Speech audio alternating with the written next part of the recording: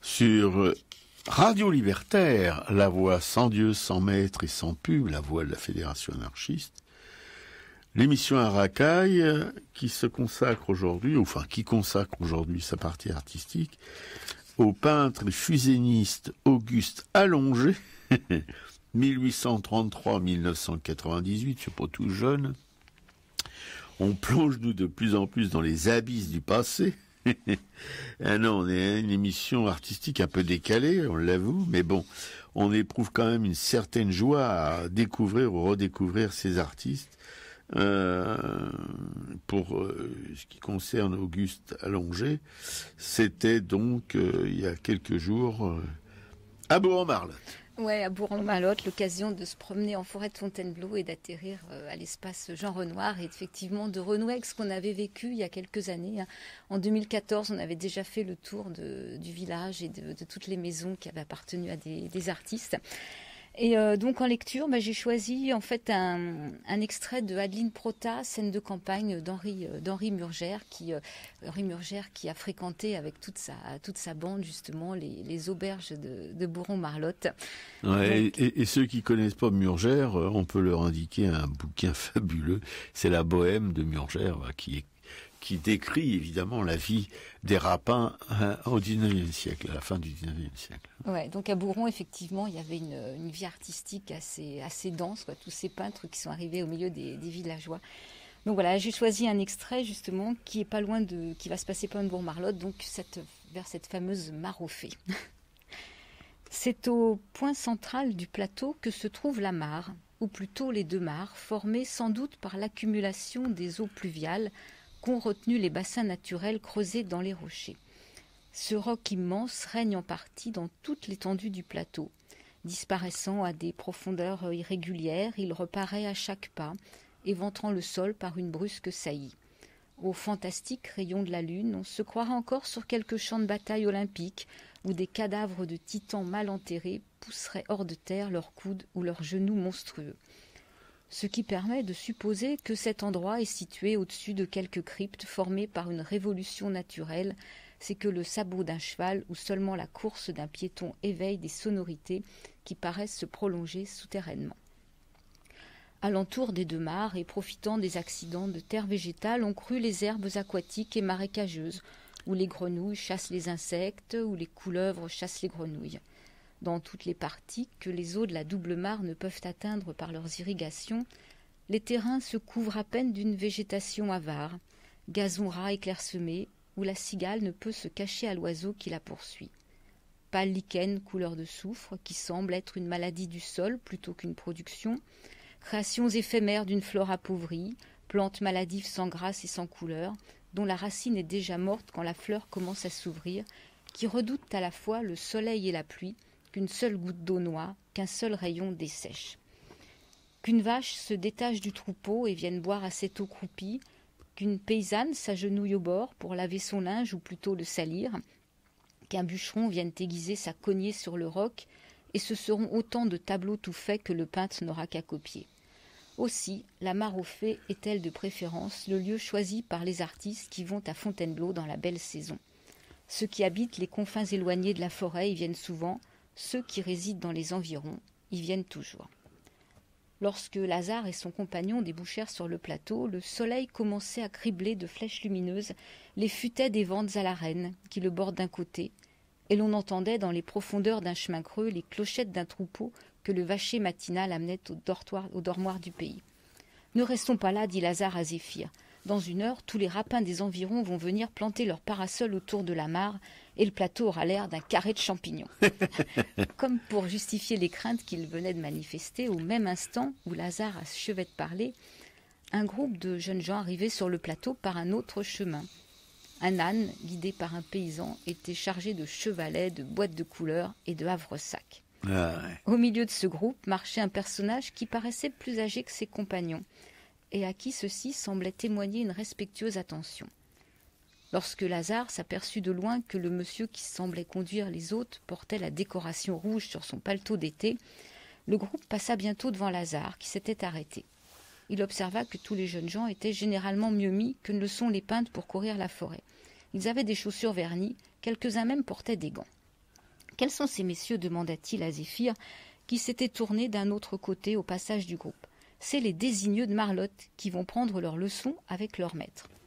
Au même instant, celui que Zéphyr désignait ainsi se retournait vers la petite troupe, et Lazare put l'entendre dire à ses élèves, auxquels il montrait l'effet produit sur le paysage. « Messieurs, il est 6 heures, c'est l'heure où le jaune de Naples règne dans la nature. »« Ah, fit Lazare, je veux assister à la leçon. »« Oh, monsieur, répondit Zéphyr en regardant le sac aux provisions d'une façon piteuse.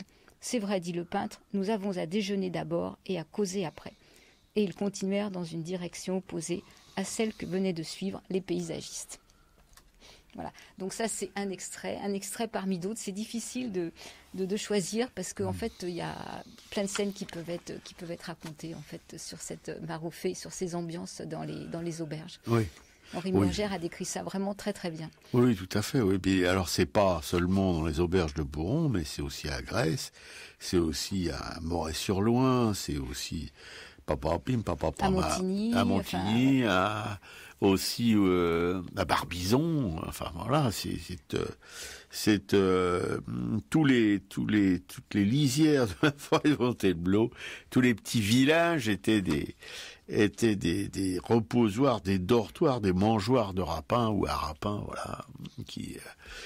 C'est assez extraordinaire d'ailleurs cette période de l'histoire de l'art moderne, parce que et c'est d'autant étonnant qu'aujourd'hui un silence sépulcral recouvre tout ça. C'est terrible parce que on a depuis le temps qu'on fréquente ces lieux, qu'on s'intéresse à cette période de l'histoire de l'art, cette période assez proche, hein, on a découvert des artistes quand même assez extraordinaires, comme Auguste Allongé, qui évidemment, il commence à être un peu coté, paraît-il, aujourd'hui, mais il y a quelques années, vous pouviez en trouver dans les ventes pour rien du tout, quoi. Alors que, si vous voulez, c'est pas seulement des techniciens, c'est pas seulement des praticiens, ils ont aussi une sensibilité, ils ont aussi un style.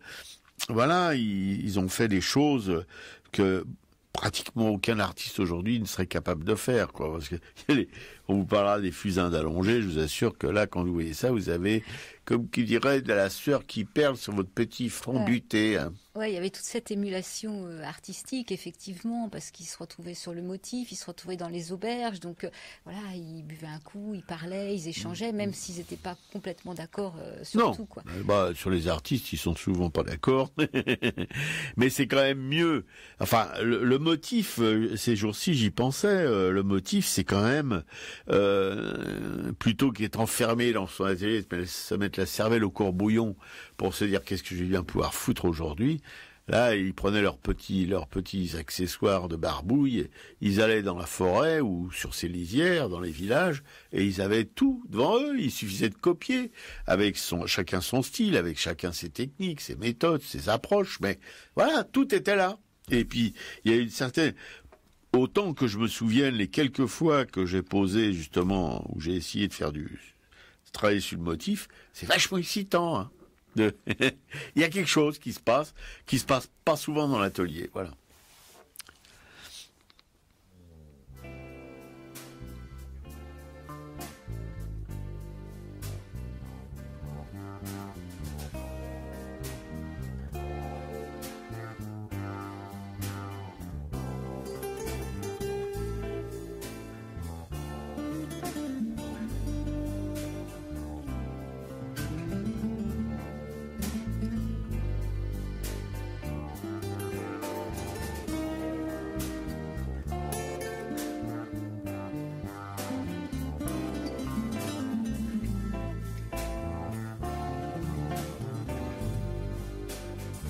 C'est à l'auberge de la route, autour de 12 litres de vin blanc, les rouliers causent en buvant l'amour.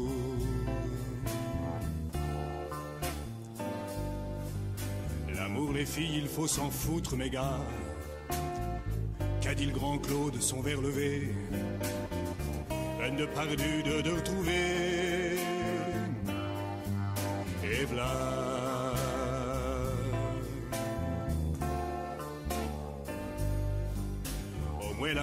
tourne la boule à bain.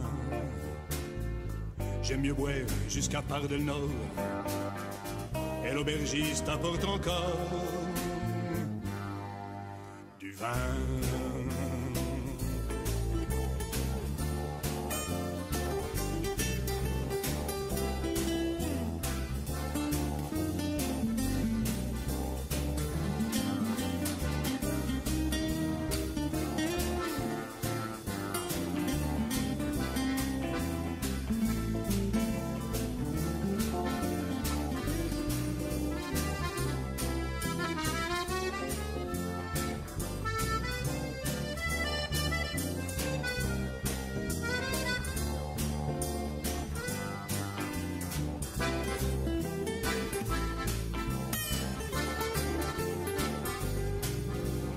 Et les v'là qui relichent et qui saoulent terre tour, en gueulant comme des dératés, lâchant des fois de vérité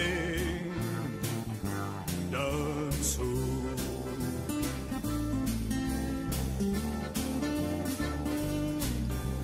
Au mi-temps des rouliers qui roulent tout haut, là le grand Claude qui se met à pleurer, tout en pleurant à soupirer.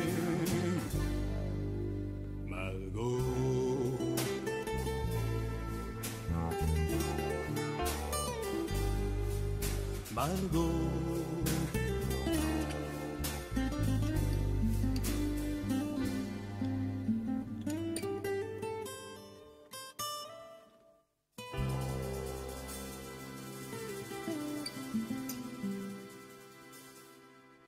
C'était à l'auberge de la route, interprété par le groupe Petit Crème, et c'est un texte de Gaston Coutet. Sur Radio Libertaire, la voix sans Dieu, sans maître et sans pub, la voix de la Fédération anarchiste, l'émission à racaille qui prend son petit pas sur le chemin de la route, ce qui va suivre. L'émission à racaille qui se consacre aujourd'hui, pour sa partie artistique, à un peintre fuséniste, Auguste Allongé, qui a sévi dans la fin du XIXe siècle, entre 1833 et 1898, dans les environs de Fontainebleau ou dans la forêt elle-même, à Bourg-en-Marlotte par exemple, etc., etc. On va essayer de vous faire partager notre enthousiasme ou notre sur cet artiste, son travail, et sur, si vous voulez, ou si vous voulez pas, peu importe, non, je dis un peu n'importe quoi, comme souvent. Non, cette période de l'histoire de l'art assez proche, si vous voulez, il y a des artistes qui ont émergé jusqu'à présent, qui sont redécouverts régulièrement, de plus en plus d'ailleurs, parce que il y a eu vraiment comme on dit, je ne vais pas me forcer trop, une chape de plomb sur leur existence, sur leur travail, et c'est complètement comme chaque fois que des chapes de plomb recouvrent des morceaux d'histoire, à chaque fois, c'est un petit peu quand même fangeux tout ça, voilà, parce que vraiment, si vous avez la bonne idée de vous prendre un ticket de train, ou alors un billet plutôt, enfin un billet de train ou votre tuture, et puis d'aller vous balader dans ces coins-là, à Bourg-en-Marlotte, comme on vient de vous l'énumérer, à Grèce, etc., toutes ces petits bleds proches de la forêt, ou dans la forêt carrément, par exemple pour Barbizon, eh bien vous pourrez, je crois, vous réjouir de voir le travail de ces artistes, qui est quand même quelque chose d'assez peu commun, si on peut dire, quand on voit la barbouille d'aujourd'hui. Je dois dire que ça fait lourdingue à côté de la légèreté de ces morceaux de peinture de la fin du 19e ou du fusain pour Auguste Allongé, qui était lui vraiment un maître dans ce domaine. Ouais, on a vu vraiment de très belles choses. Alors moi, j'ai essayé de faire un petit peu la bio, comme j'en ai l'habitude, d'Auguste Allongé. Donc on a visiter cette exposition. C'était tranquille. On a même été reçu par l'adjoint à la culture de Bourron-Marlotte qui soutient cette exposition.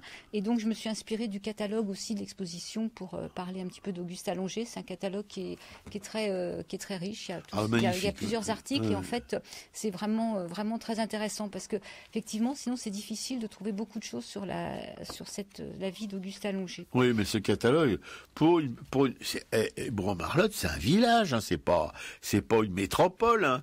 Et ben ils ont édité ce catalogue. Je veux dire que c'est un beau morceau, voilà, dans le choix des œuvres, dans la présentation.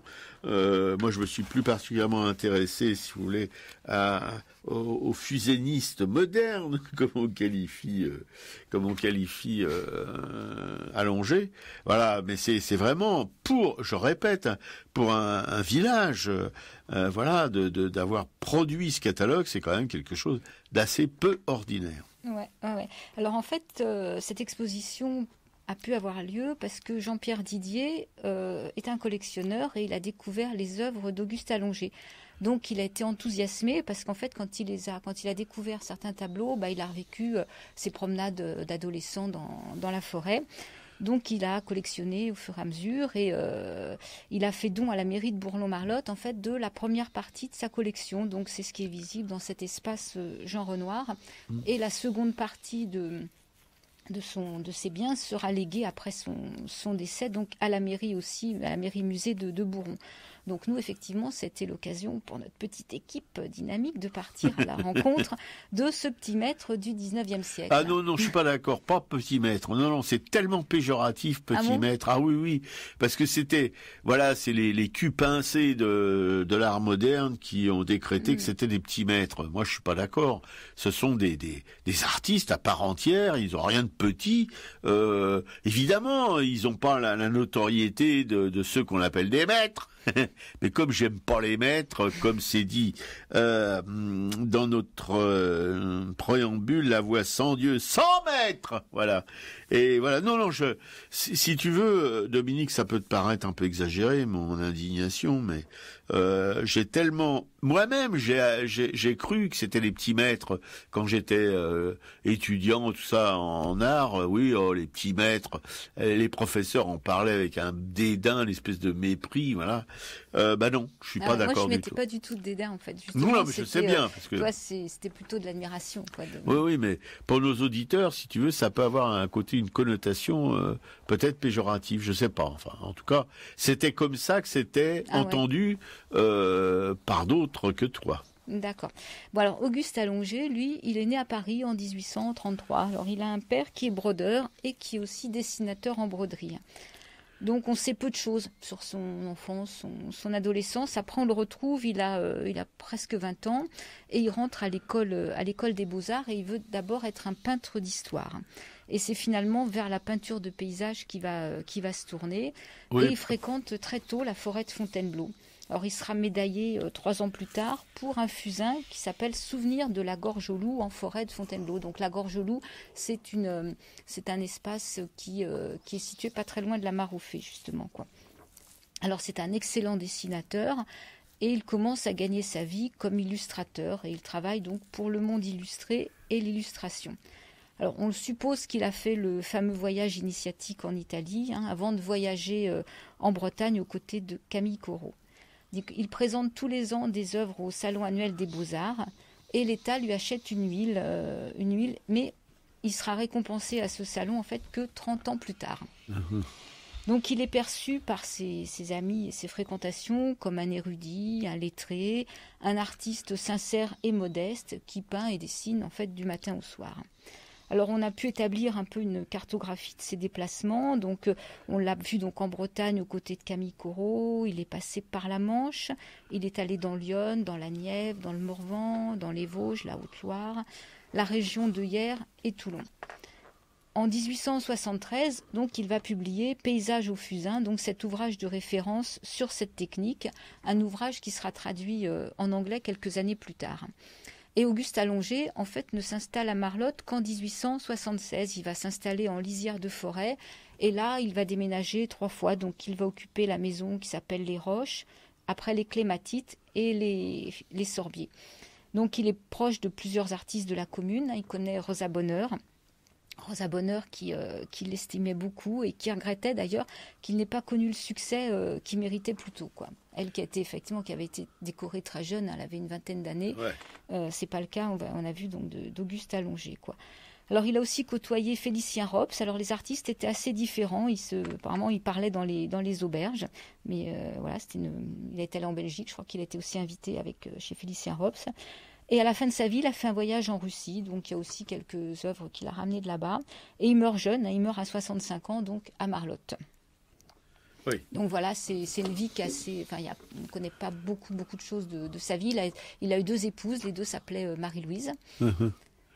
Oui, oui, on ne connaît pas beaucoup de choses de sa vie. C'est dû probablement à ce regard que portaient quelques imbus et sur ces soi-disant petits maîtres. Alors, je vous ai dit que j'étais pas d'accord et je signe et je persiste. Parce que quand vous regardez le travail, si vous allez... c'est ouvert jusqu'à quand cette expo déjà ? C'est ouvert, je crois, jusqu'au 15 octobre. Bon, vous avez encore en gros 3 semaines. C'est pas très loin, Bron-Marlotte. Et si vous allez dans cet espace Renoir...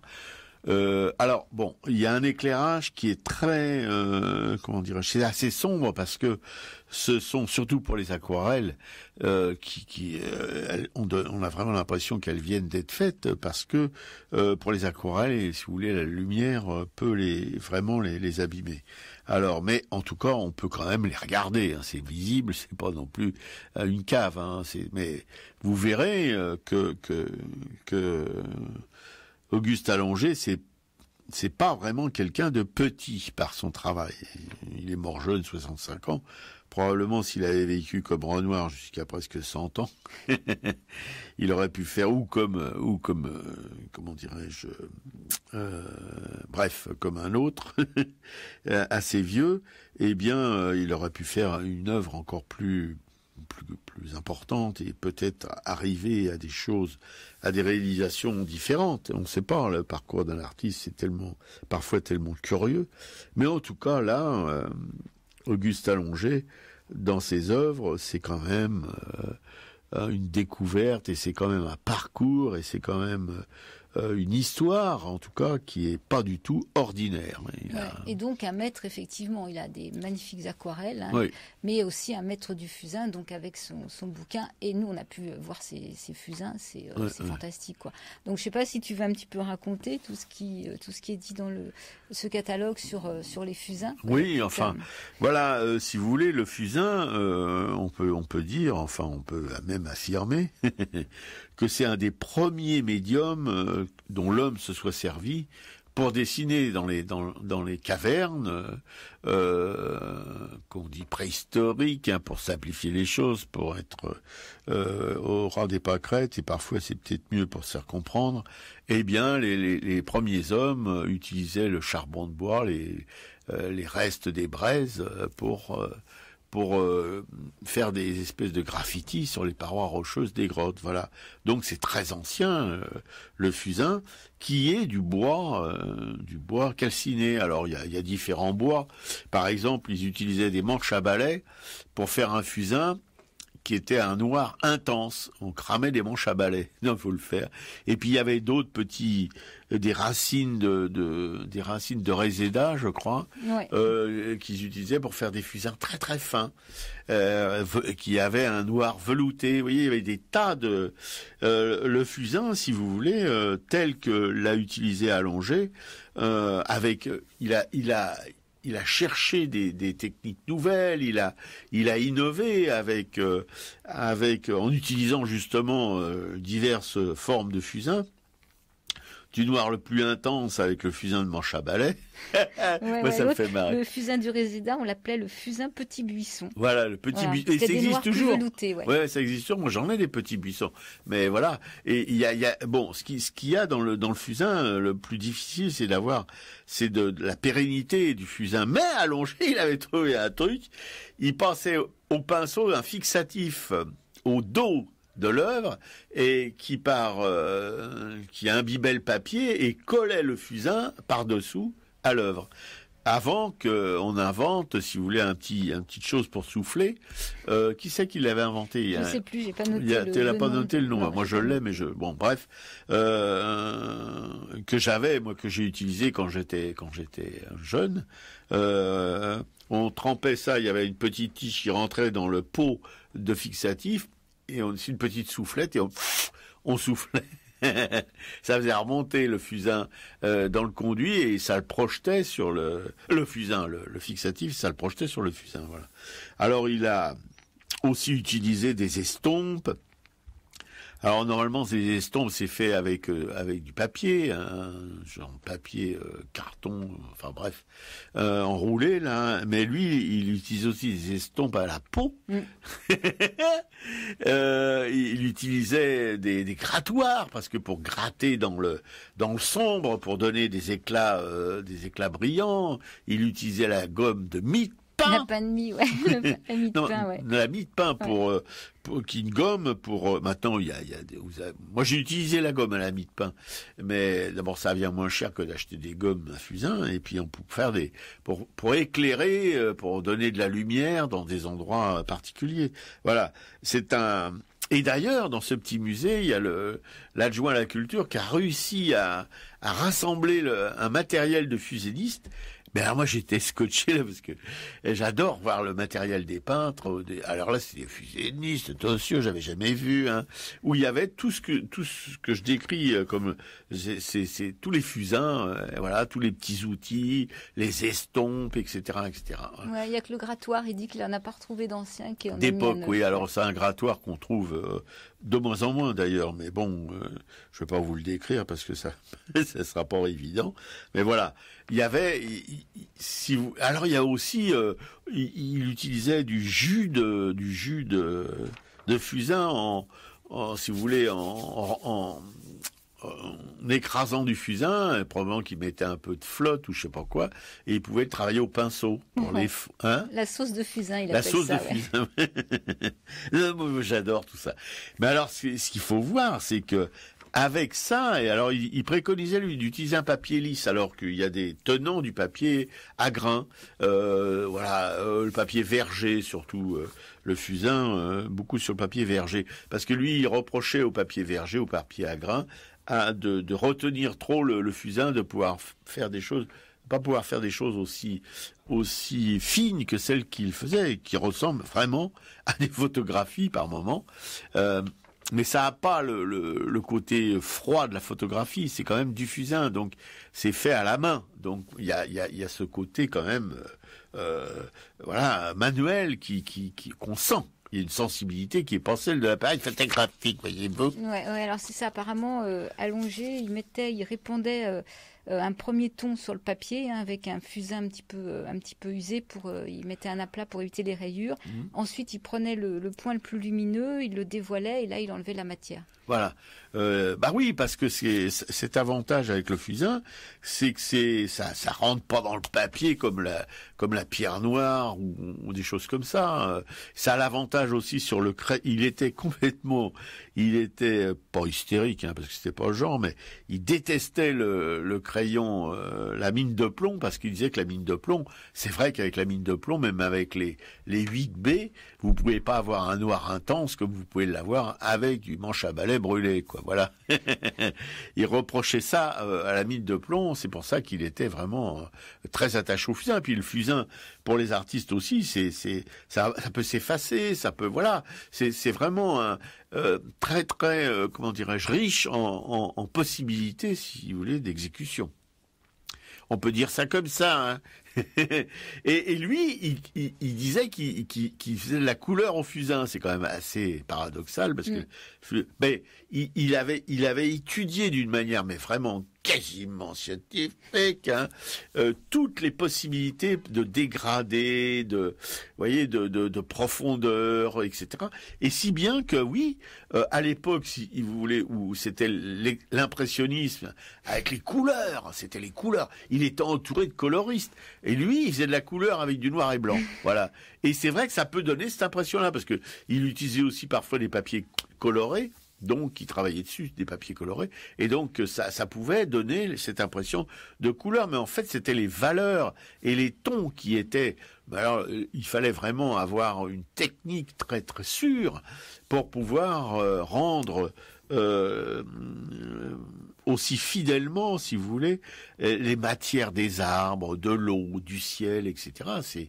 C'est quelque chose de, pour moi en tout cas, d'assez extraordinaire et à regarder. Et c'est pas du tout, encore une fois, j'insiste là-dessus parce qu'on pourrait dire, oui alors comme c'est réaliste et tout, c'est pas de l'hyperréalisme, c'est tout à fait différent. C'est une technique, le fusain, parce que le fusain c'est pas quelque chose de rigide, c'est quelque chose qui s'écrase, quelque chose de mou, voilà. Et cette douceur, elle est présente dans l'exécution, dans le rendu d'un paysage au fusain. Voilà, donc c'est quelque chose quand même d'assez exceptionnel et ça donne vraiment envie. Et il faudrait j'espère que si des artistes nous écoutent, qui ont complètement ignoré toute leur existence, jeune existence ou moins jeune, le fusain, il ferait bien de se pencher là-dessus. Bah, mon truc, ça serait de retrouver le traité de fusain. Peut-être qu'on peut le trouver sur le net. Hein. Ouais, j'ai pas trouvé. Là. Mais on a suffisamment d'indications dans notre petit catalogue pont Auguste Allanger pondu par la commune de Bon-Marlotte. On a suffisamment d'indications pour entrevoir toutes les possibilités de ce petit bout de charbon. Ouais, en fait, c'est bien parce que c'est quelques lignes qui auraient pu paraître fatigantes, pénibles, en fait, parce qu'elles sont techniques, finalement se lisent très facilement. Quoi. Ah ouais, parce que réjouissant. On découvre quelque chose, si vous voulez, c'est si simple, voilà, et avec cette chose avec laquelle on peut faire des choses, des dessins complètement extraordinaires, délicatesse, les feuillages, les herbes, les nuages, l'eau, la transparence de l'eau, le miroir de l'eau, tout ça s'est rendu d'une manière mais vraiment bluffante. Vous restez la bouche ouverte et s'il y a des mouches c'est dangereux, hein, c'est parce que bon, vous pouvez en gober quelques-unes.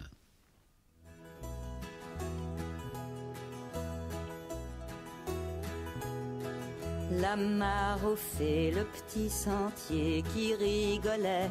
Au bas du pré, le prince charmant, son cheval blanc. Il ne faut pas croire tout ce qu'on nous dit quand on est petit. Ça fait trop mal quand on grandit. Alors tant pis, on jette son cœur au fond du puits. Fin de l'histoire, on jette son cœur au fond de la mare. Alors tant pis, on jette son cœur au fond du puits.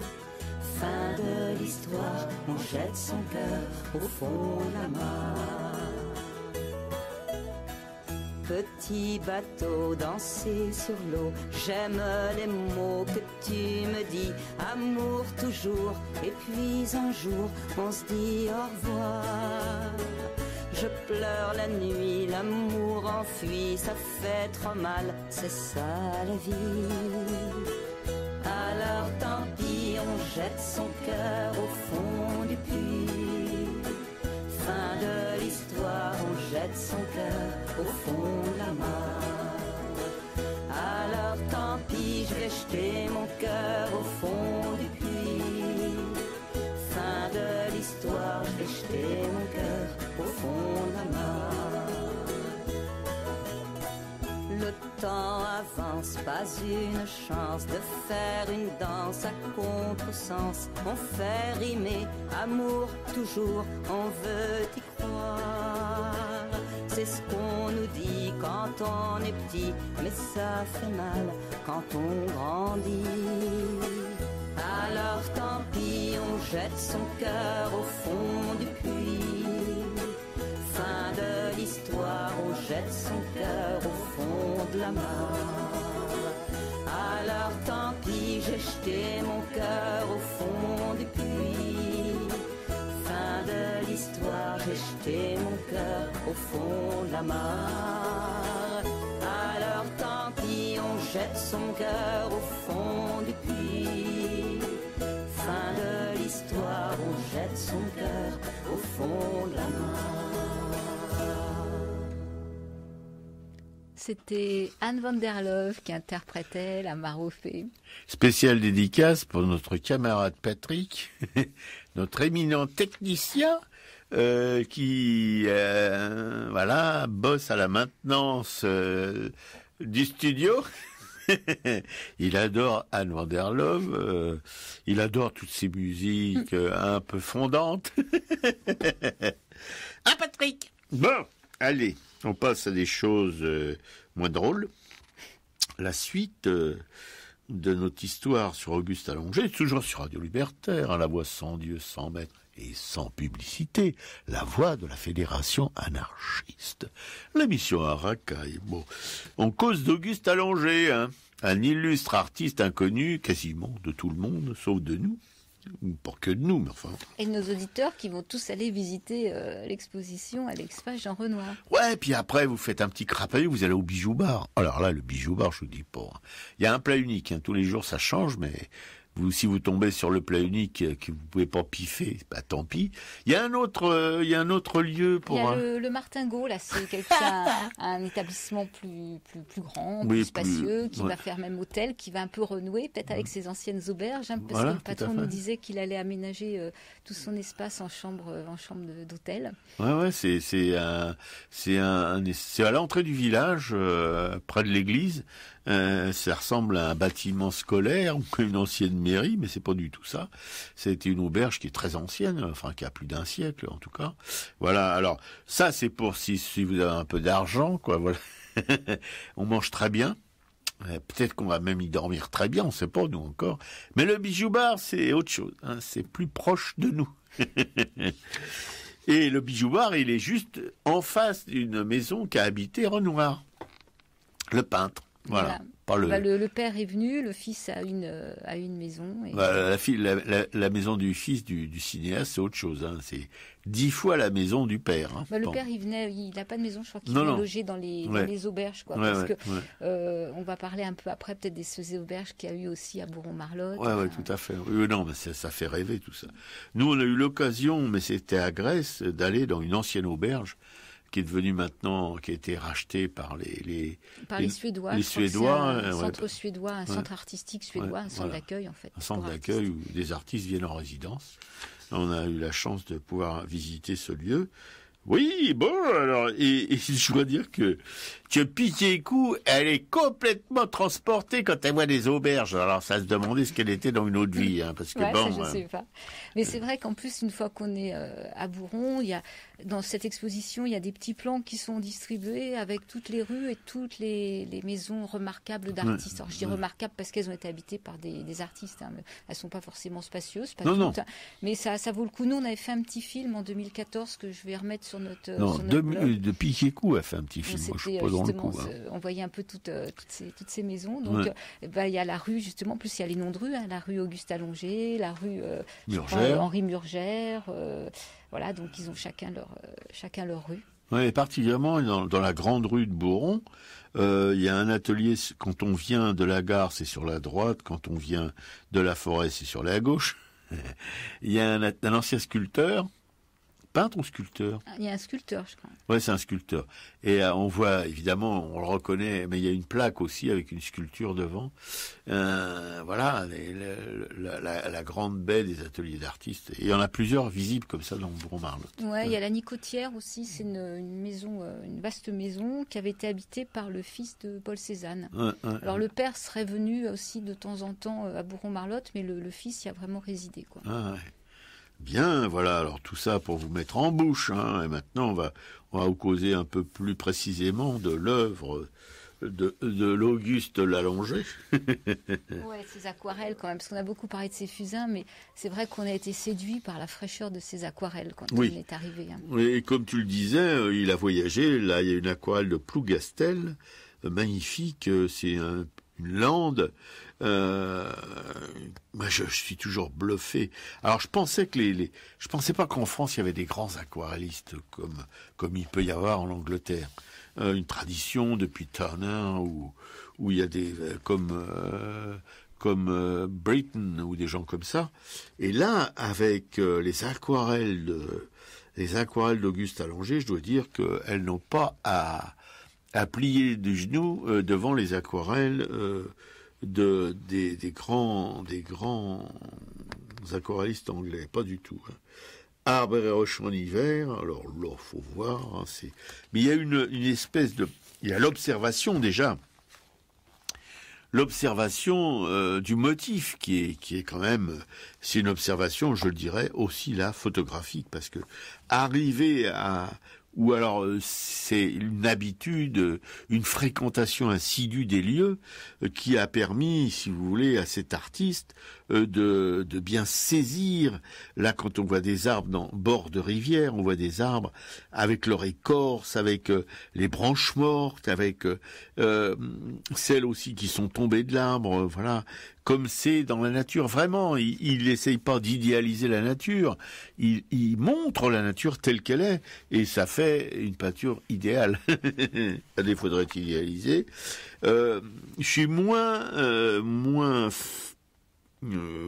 comment dirais-je, convaincu par son huile. Enfin, il n'y en avait pas beaucoup. Non, mais c'est vrai que du coup, on a senti beaucoup plus de lourdeur quand oui, on voilà, a vu les 2-3 huiles. Là, Ouais, et puis ça fait un peu clinquant aussi, c'est curieux à dire, mais là il y a un sous-bois en forêt de Fontainebleau en automne, c'est quand même une huile quand même 71,5 sur 46,5, c'est pas petit, et moi ça m'avait un peu presque choqué. Parce que c'est tellement loin de ces aquarelles où il y a une sensibilité, une légèreté, une vie. Dans l'huile, c'est plus figé, c'est plus. Là, on pourrait dire que ça touche un petit peu une forme de classicisme, quoi. Voilà. Non, mais il y a toujours comme ça chez les artistes des choses qui sont, comment dirais-je, qu'on ne perçoit pas de la même manière que d'autres. Voilà, je vois ici. Alors, en parlant de couleurs. Je parlais du fusain de couleur.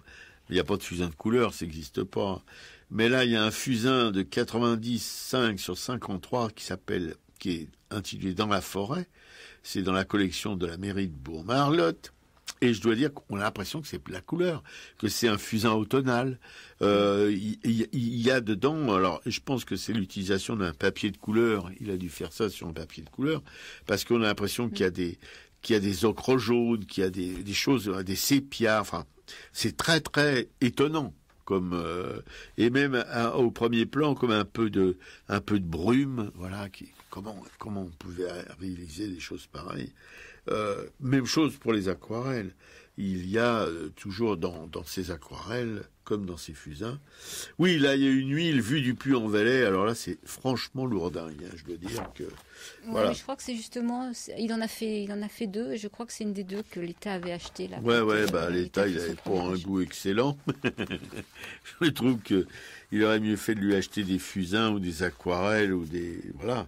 Parce que vraiment, toutes les aquarelles qu'on a vues et qui sont dans ce catalogue, ce sont de pure merveille. Je vous ai entendu, je répète, de pure merveille. Voilà. Il fallait voir notre camarade Pigeot qui bondissait, qui sautillait devant les œuvres. Non, mais là, c'est quelque chose. Vous avez pas... Là, j'ai de la chance, parce que je vois un phénomène humain qui sautille, qui gambit, qui est là et machin. Elle fait 6 fois le tour de l'expo pendant que moi j'en fais une demi. Bon, c'est quand même, mais c'est stimulant en même temps parce que moi j'ai l'impression que je suis un espèce de bovidé à côté qui se mouvoie avec beaucoup de difficultés. Pas piqué coup, pas du tout. Non, et là il y a un coin de la forêt de Fontainebleau. Dans les premières ou les dernières œuvres, c'est pas daté là. Mais alors faut voir, mais c'est une merveille, mais vraiment une merveille. Ah oui, il y a une huile sur toile, Chemin dans la prairie, qui est pas trop mal. Ça pouvait faire penser presque à Corot, qu'il a fréquenté. D'ailleurs, il faut dire qu'il avait des fréquentations. C'était pas n'importe qui. Voilà. Enfin, je peux vous tartiner comme ça pendant des heures sur le père Allongé, voilà, qui travaillait. Non, mais c'est vrai, quand on voit par exemple tous ces rendus d'écorce d'arbres, toutes ces lumières, enfin c'est époustouflant. En plus, c'est vrai que le sujet au départ, cette forêt de Fontainebleau qu'on trouve absolument magnifique, est quand même une des plus belles forêts de France. Oh, sûrement. C'est même la plus belle. Est rendue magnifiquement, donc on ne peut qu'apprécier, quoi. Ah oui, il y a aussi le... Oh là là, alors je tombe sur... Écoutez, le moulin sur la Brelle, un fusain, 23-35, mais pareil, on croirait que c'est de la couleur. Et il y a des raies de lumière, mais c'est quelque chose de... Alors, encore une fois, je pense qu'il a fait ça sur des fonds colorés. Un fond coloré en brun ou en ocre jaune, voilà. C'est cours d'eau en feuille, une aquarelle assez grande. 55,5 sur 38, c'est quand même assez grand pour l'aquarelle. Et là. Mais alors, moi, je suis complètement bluffé. Sauf que j'ai horreur de leur signature à ces aquarellistes. C'est des signatures qui sont vraiment... qui sont en biais, là. Je trouve que ça va pas du tout avec l'œuvre. Enfin bon, on va pas chipoter, hein. Mais quand je vois tous ces feuillages, ces arrière-plans dans la brume, très légers, etc., qui donnent la profondeur à l'œuvre, on peut rentrer, je pense qu'avec une caméra, on pourrait rentrer dans l'œuvre et puis aller jusqu'au fond de l'œuvre comme on rentre dans un sous-bois, quoi. Ça fait exactement, ça donne cette impression. Ouais. Auguste Allongé. Ouais, voilà. Alors, vous avez bien entendu, Auguste Allongé.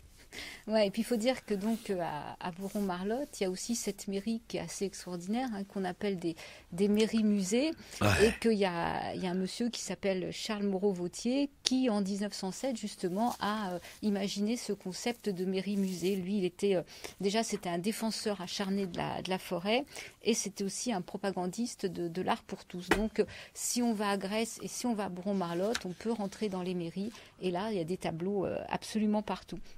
Oui, sauf que ceux de Bourron-Marlotte sont mieux présentés que ceux de Grèce. Oui, c'est vrai. Ouais. Ouais. Et alors lui, Charles Moreau-Vautier, au départ, il était peintre, hein, il était critique d'art, et il a animé donc la commune de Bourron-Marlotte pendant 20 ans. Donc merci beaucoup de nous avoir laissé. C'est là qu'on avait déjà vu les premiers tableaux d'Auguste Allongé, parce qu'il y en a qui sont exposés dans la mairie, quoi.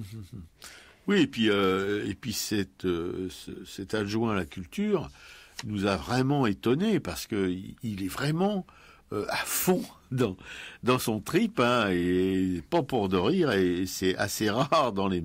Enfin bon, je veux pas être médisant non plus, mais moi j'habite dans une commune beaucoup plus importante que Bourron-Marlotte, et je dois dire que niveau culturel, c'est assez au ras des pâquerettes. Et là, de s'entretenir avec un adjoint à la culture aussi disert sur l'art, aussi à l'aise pour en parler, c'est assez étonnant, et on le remercie de nous avoir accordé quand même un peu de son attention pendant au moins une demi-heure. On est resté assez longtemps, puis il connaît bien en fait toute l'histoire effectivement de sa ville.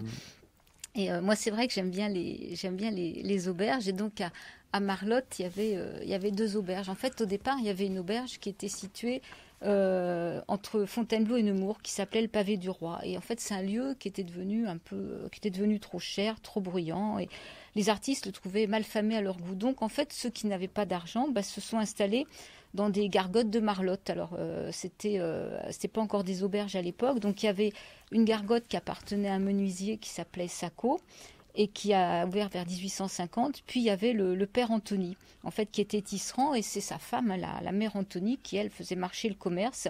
Lui était plutôt apparemment à la cave, hein. Il aimait bien, il avait souvent soif, il passait plus de temps à la cave. Et donc, quand Henri Murgère arrive avec son roman à succès, là, Les scènes de la vie de Bohème, il attire aussi tous ses amis parisiens. Il y a des artistes, des touristes, des curieux. Et donc la vie du village, elle est un peu bouleversée, hein. Et donc tout ce petit monde, ces rapins, ces poètes, fallait bien qu'ils mangent et qu'ils dorment. Donc en fait, ils assiègent les deux gargotes du village. Ça, c'est entre 1850 et 1852. Peu à peu, elle se transforme en auberge. D'ailleurs, Auguste Renoir a peint l'auberge de la mère Antony. Et le bouquin de Murgère, Le Sabot rouge, il célèbre un peu cette mère Antony, quoi. Et puis après, l'auberge Chacot, elle va être délaissée par Murgère. Il y avait il a reçu une réflexion qui lui a pas plu sur une de ses maîtresses, donc ni une ni deux. Il a laissé tomber Sacco. C'est bien, Mumu. Et en fait, il est allé chez la mère Anthony, quoi. Et voilà, donc en fait, il y avait toujours toute cette vie tumultueuse, hein. Et ça pouvait même être par moments, c'était même une succursale du Chat Noir, parce qu'il y a Rodolphe Salis, Magnap, Paul Dedmed qui pouvaient chanter toute la soirée, quoi. Et vous avez, moi je pense en tout cas, enfin vous pouvez douter un peu de ce que je raconte maintenant, je pense que le Bijou Bar est l'héritier de ces fameuses auberges. Je pense qu'à Bourg-en-Marlotte aujourd'hui, s'il y avait des rapins, et s'il y en a, ça serait au Bijou Bar qui ferait la fête. Parce que la patronne est très humaine et très sympa, etc. Le patron qui est le chef aussi. Ouais. Voilà. Puis il connaissait, je crois, le groupe Les Haricots Rouges. Oui, là, il y avait haricots. des photos des haricots rouges sur les murs. Ouais, qui viennent jouer ou qui venaient jouer au Bijou Bar. Donc, et je vous assure, le plat est unique, mais dans tous les sens, dans la plénitude du terme, bon, copieux et pas cher. Ouais. Et donc en fait cette vie à Marlotte, si on veut en savoir plus, moi j'ai pas réussi, pour l'instant c'était un peu tôt, j'avais pas le temps de lire ce bouquin, mais il y a Marie-Claude Lalance qui a écrit un livre qui s'appelle Dans l'intimité de la communauté artistique de Bourron-Marlotte. Il y a eu une réédition en 2012 et là je crois qu'elle raconte l'histoire de toutes ces maisons d'artistes. Et où il est ce bouquin?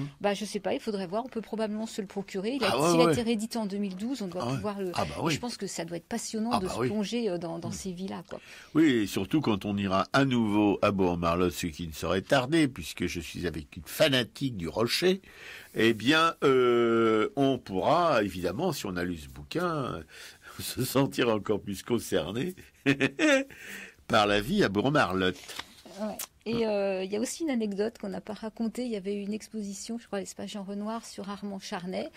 Et ce qu'on savait, qu'on ne savait pas que c'était lui, c'est qu'en fait, Armand Charnay, quand il allait peindre la mare aux fées, il la trouvait trop triste. Donc, en fait, il avait rajouté des iris de couleur, justement, pour pouvoir colorer un peu ses peintures. Quoi. Ah ouais, tout à fait. Et maintenant, les iris, il y en a. Hein. Sauf que la mare aux fées, elle est en piteux état. Ouais, effectivement, là, des deux mares dont parle Murgère, il reste un marigot. Et cet été, on pouvait on pouvait même le traverser à pied tellement il y avait peu d'eau. Quoi. Ouais, bien sûr. Non, voilà, si vous voulez, on va s'arrêter là parce que on en a dit beaucoup. Il faut pas non plus vous saturer les oreilles et la tête avec nos histoires. Mais franchement, si vous avez besoin de dégazer, hein, c'est pas difficile. Vous prenez le train à la gare de Lyon, vous descendez à Bourg-en-Marlotte. Vous avez peut-être combien? Une petite heure de train. Non, mais après de la gare. De marche, 20 minutes. 20 minutes de marche de la gare jusqu'à l'entrée de Bourg-en-Marlotte, où vous verrez justement ce grand restaurant dont Piquet vous a parlé. Vous poursuivez dans la grande rue. Et vous pouvez aller jusqu'au camping de Bourg-en-Marlotte, vous montez à la mare aux fées par le camping de Bourg-en-Marlotte, et sur votre chemin, vous aurez... je fais une publicité éhontée pour le Bijou Bar, mais il me manque ce Bijou Bar. Ouais, voilà. Et puis si on a envie de marcher, on peut aussi descendre à Thomery et là traverser ce pan de forêt, toute cette partie de la forêt, avec ou sans les rochers pour arriver à Bourg-en-Marlotte. Mais avec Piquet Coup, c'est de préférence avec les rochers.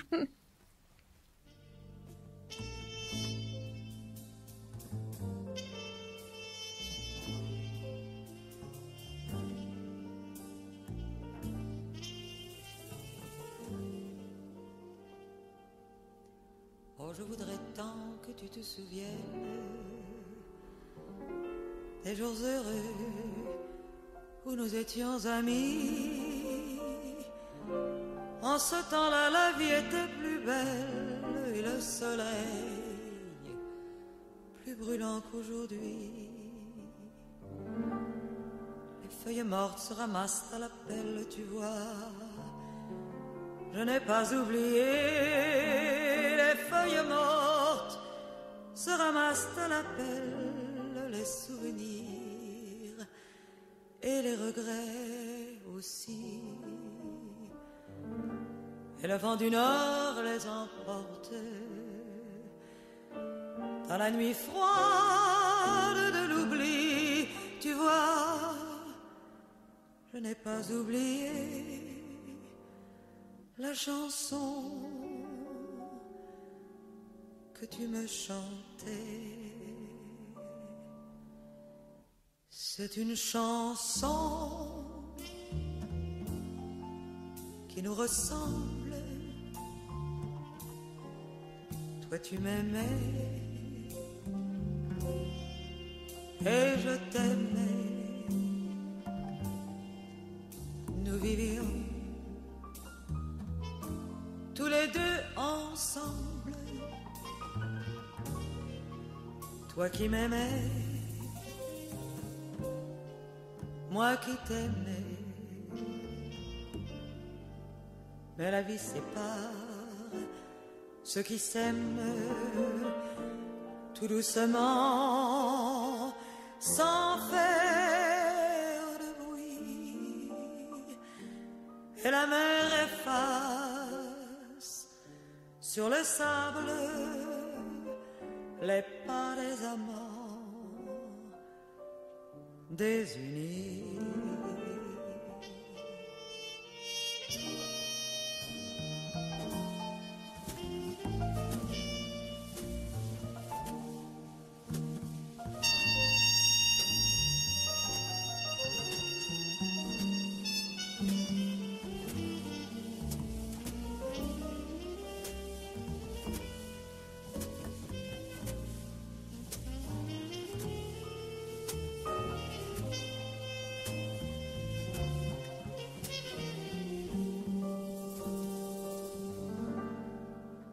Les feuilles mortes se ramassent à la pelle,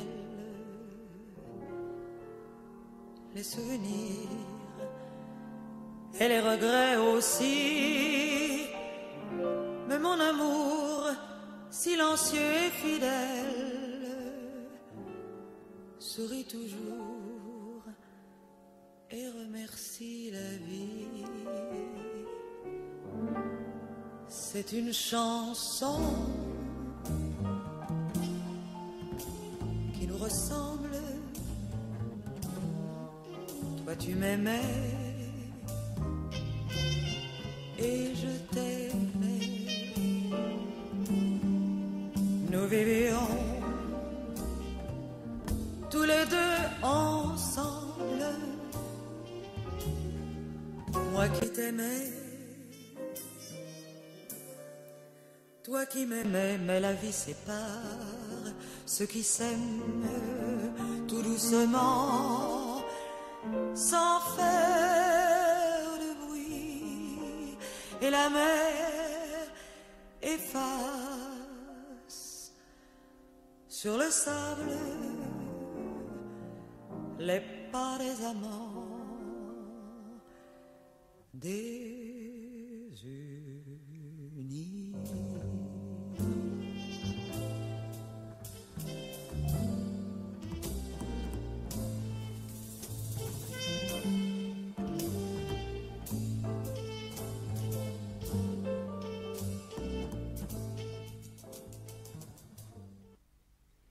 Patachou, les feuilles mortes.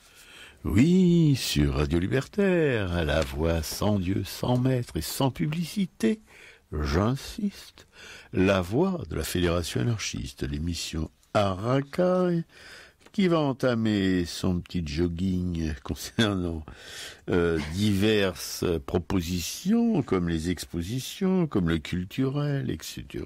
etc. Ouais. Alors, donc, Auguste Allongé, on en remet une petite couche. Auguste Allongé, donc, c'est à l'espace Jean Renoir à Bourron-Marlotte jusqu'au 15 octobre. C'est tous les jours de 14h à 18h et le week-end, c'est de 10h à 12h en plus.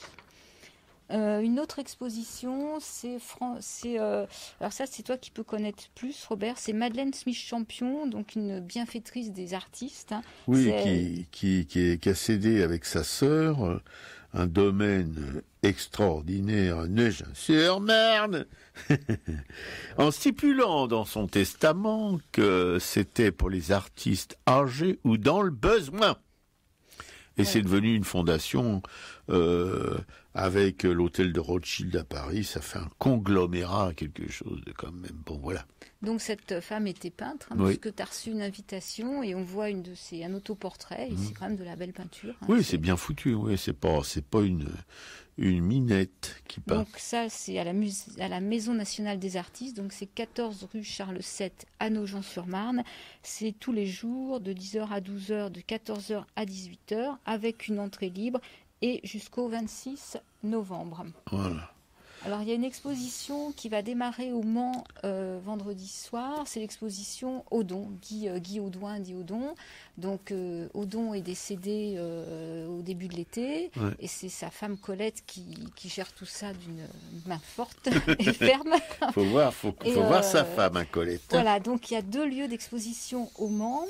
Il y a la médiathèque Louis Aragon qui est rue du Port, et il y a la collégiale Saint-Pierre de la Cour, et ça s'appelle Audon, la beauté des origines. Donc l'exposition démarre vendredi soir pour les vernissages, et sinon c'est jusqu'au 15 janvier. Donc il y a largement le temps d'y aller. Ce qu'on va faire, puis on invitera Colette à venir à nous raconter un peu toute cette vie, sa vie de femme d'artiste. Oui, en fait. surtout. Ouais. Ouais. C'est passionnant. Enfin, c'est Oui, comme oui. une femme qui a soutenu son mari tout le temps, qui continue à transmettre, à faire en sorte que son œuvre perdure, quoi. Ouais, ouais. Ils se sont connus aux Beaux-Arts tous les deux, tout jeuneaux, et ils se sont accompagnés l'un l'autre jusqu'à la disparition de Audon. Ouais. Alors, il y a un artiste dont on avait parlé qui habite en Ariège, c'est ça, qui s'appelle François Le Goubin, et qui est exposé à la galerie Licence 4 à Lyon. Donc, il y a une exposition en ce moment pour les gens qui seraient dans ce coin-là. Donc, nous, on n'a pas encore eu l'occasion de passer à cette galerie Licence 4, voir comment elle était. Mais Qui était c'est où François avant Grand. Avant, c'était à Mâcon. À Mâcon, c'est ça. Et là, donc, c'est à Lyon. Donc, les œuvres de François Le Goubin sont intéressantes. Hein, Oui, puis il vit dans une cabane en Ariège, sans électricité, enfin bref, un pur, quoi. Oui. Alors, il y a une exposition Eugène Carrière à Gournay-sur-Marne. Eugène Carrière, on avait eu l'occasion d'aller visiter justement son musée qui est à Gournay, pas très loin des bords de Marne. On avait été très bien reçus par Sylvie Le Graciet, qui est conservatrice de ce musée. Et là, donc, l'exposition a démarré le 17 septembre jusqu'au 18 mars. Ça s'appelle Eugène Carrière, une vie, une œuvre. Donc, c'est ouvert le dimanche de 15h à 18h. Mais il y a possibilité de prendre rendez-vous les autres jours. Et d'aller manger, de vous restaurer, si c'est dans les temps, à la pizzeria qui est pas loin et qui est pas mal du tout. Voilà. C'est jeudi 28 à Publico. Je ferai les annonces de Publico, j'en reparlerai un petit peu après. Mais là, on a reçu la semaine dernière Geneviève Marot et Jean Pizou. Jean Pizou est venu avec son accordéon, il est malgache. Ils nous ont un peu raconté tout ce périple, et là ils partent un peu en tournée à Rennes et dans le sud de la France, je crois au Laurent-Sainte-Marie, et ils vont faire des concerts dessinés, et en fait ils vont pouvoir nous en montrer un le jeudi 28 à 19h30, donc à la librairie Publico. Donc on vous invite à venir nombreux les découvrir, quoi. Oui, parlez-en autour de vous, qu'il y ait du monde, quoi, parce que d'avoir un artiste malgache, surtout comme Jean Pissou, c'est vraiment un cas, c'est quand même assez rare, quoi, voilà. Et puis ils ont besoin, enfin lui surtout a besoin de soutien. Enfin bon, voilà, il vient de Madagascar, hein, il va y repartir d'ailleurs. Il a 65 ans, donc il est plus tout jeune. Voilà, c'est quand même quelqu'un. Nous on l'a connu brièvement, évidemment, au cours d'une émission, mais on a surtout lu la BD de Geneviève Marot, qui est une BD qui raconte l'histoire justement de ce très jeune enfant qui s'appelle Jean Pissou. Pissou parce que il est né parce que c'était un mystère, fallait pas le dire. Mais ça veut dire chat, en fait, ça veut dire petit chat. Mais pourquoi il fallait plus le dire? Mais si, on peut le dire maintenant. Ouais, on peut le dire maintenant si on veut. Bah oui, si l'émission est finie. Oui, en fait, il était, vous le verrez si vous lisez la BD, il est né et on croyait qu'il était mort. Et donc, quand ils allaient l'enterrer, il avait embobiné là dans un linge. Et puis le mec qui portait, ça devait être son père, qui portait le soi-disant cadavre du bébé, entendait miauler. Alors, il se demandait d'où ça venait. Et en fait, c'était le petit bébé qui était pas mort et qui miaulait. Et c'est pour ça qu'on l'a appelé Pissou, qui veut dire chat. Voilà, c'est une belle histoire. Ouais, une histoire assez fantastique. Voilà. Ouais. Alors, quand même, hein, pour ça, rien que pour ça, pour voir ressusciter, c'est pas tous les jours, hein. Allez à Publico à la soirée où Pissou avec 2 copains va animer quoi, une soirée musicale. Voilà, soirée musicale. Sinon, alors là, c'est pas complètement dans les expositions artistiques. Il y a le samedi 30 septembre, c'est la fête de la Commune de Paris. Ça se passe dans le 13e arrondissement. C'est vers le métro Corvisart. C'est à l'angle de la rue Corvisart et de l'Espérance. Et là, c'est de 14h à 20h. Il y a plein d'animations autour de la Commune de Paris.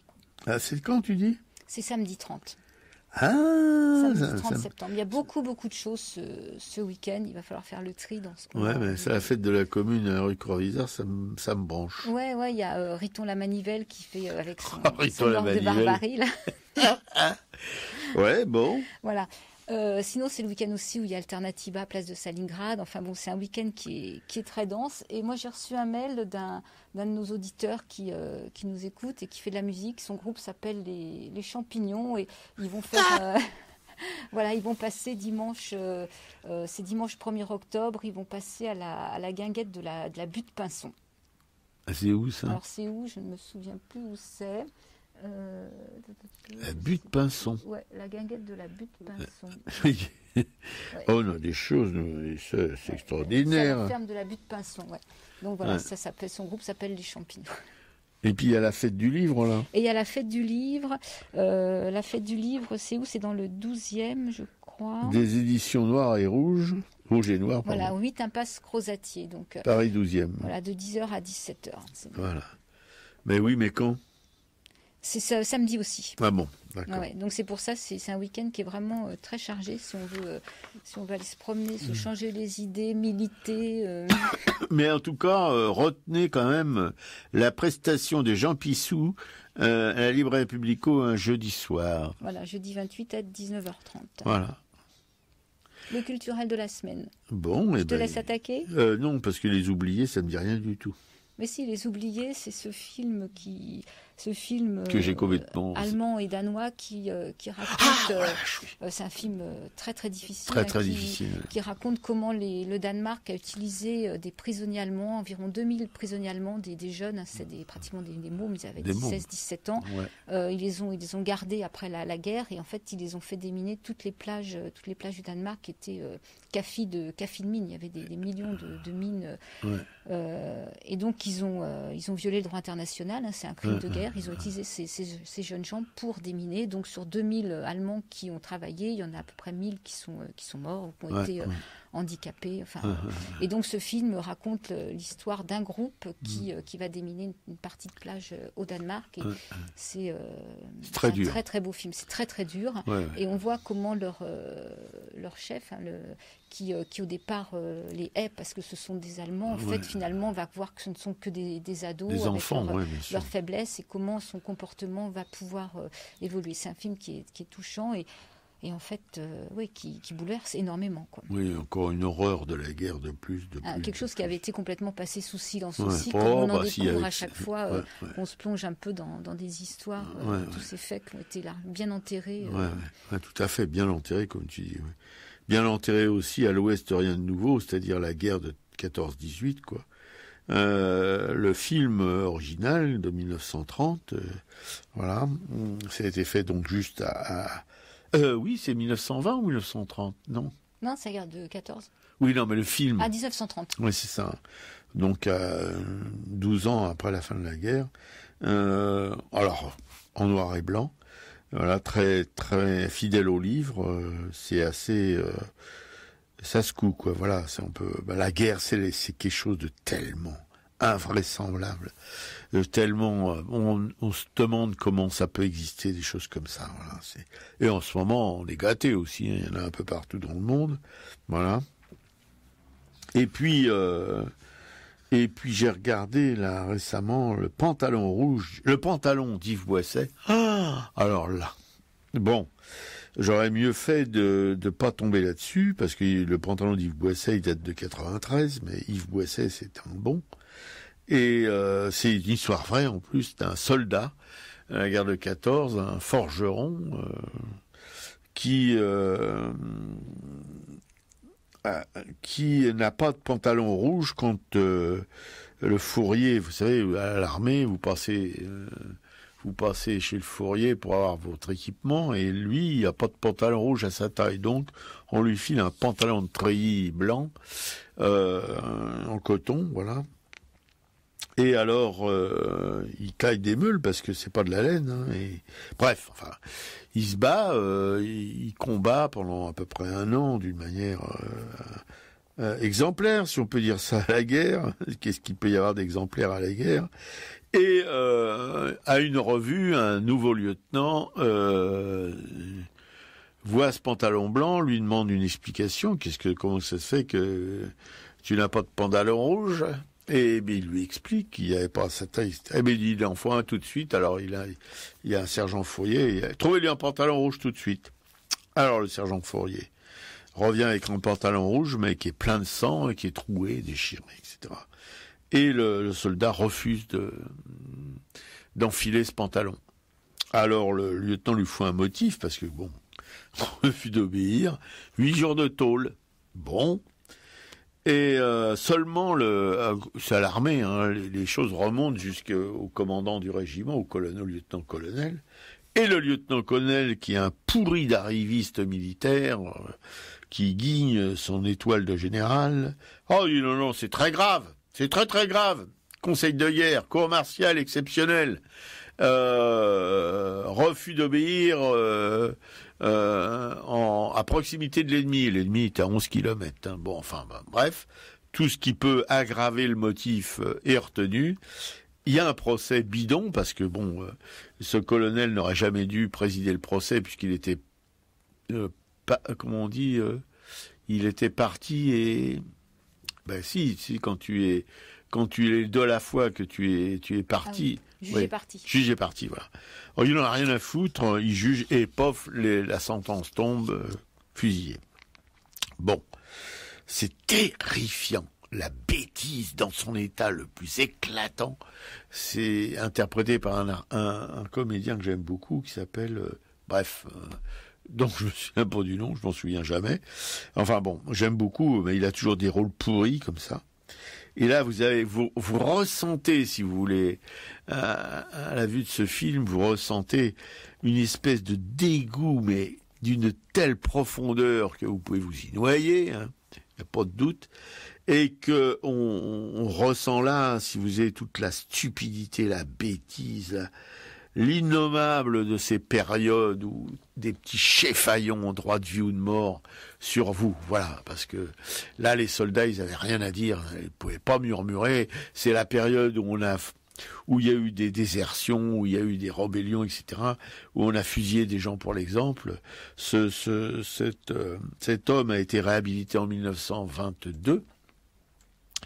Il a pu être inscrit sur le monument aux morts, et qu'est-ce qu'il en avait à foutre, entre nous? Mais enfin bon, c'est comme ça que ça se passe ici. Les monuments aux morts, c'était un truc pour enterrer un peu plus profondément la mémoire atroce de cette guerre pourrie. Et il faut regarder ces films, il faut les regarder, c'est pas une question de vouloir absolument se plonger dans le désastre, mais la mémoire est tellement fragile, on oublie tellement vite les choses, les causes et les atrocités de ces périodes qui sont toujours, qui sont là, qui sont tapis, qui vont nous retomber sur la gueule, un de ces quatre. Voilà. Voir les conneries de Trump et du leader coréen là, Rocketman, comme l'appelle Trump. Trump, c'est pas vraiment à sa gloire non plus, parce que voilà, en ce moment le monde est suspendu à une pétarade mortifère d'un de ces deux-là qui pourrait déclencher une guerre nucléaire, etc., etc., etc. Il n'y en a pas eu assez, il n'y en aura jamais assez. Que l'humanité grève le plus vite possible, de manière à ce qu'il y ait quelques animaux, quelques plantes qui survivent. Voilà. On veut le plus cher.